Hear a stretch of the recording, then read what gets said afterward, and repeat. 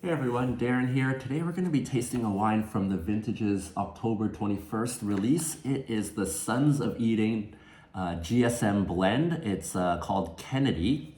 The vintage is 2020. Sons of Eden, for those of you who don't know, are based in the Barossa Valley, a very modern, technically sound producer, and yet they're dealing with some very old vines, 50-year-old plus vines for these Grenache and Shiraz and Mourvedre. 52% Grenache actually, 27% Shiraz, and then the balance 21% Mourvedre in here, all vinified separately. They spend a year in oak puncheons before they're blended together and clarified for that final bottling.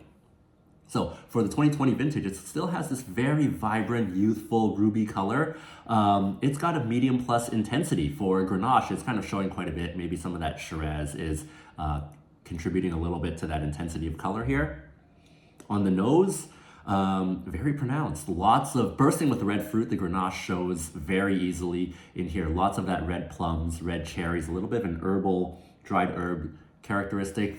And then followed by the Grenache is followed by the Shiraz and Mourvedre. Some spiciness, some savory characteristics as well. And then that oak ties it all together with a little bit of vanilla and toast.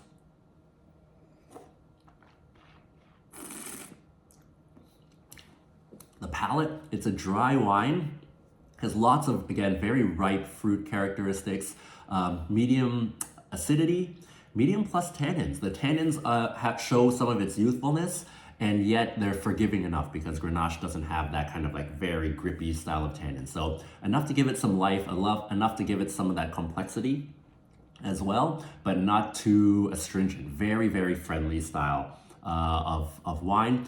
Long finish. Showing again lots of that still ripe fruit, none of the dried fruit character, but there's a lot of potential for aging in this wine. So again, this is the Sons of Eden 2020 Kennedy GSM blend for $24.95. Fantastic value for the concentration and complexity that we're seeing here.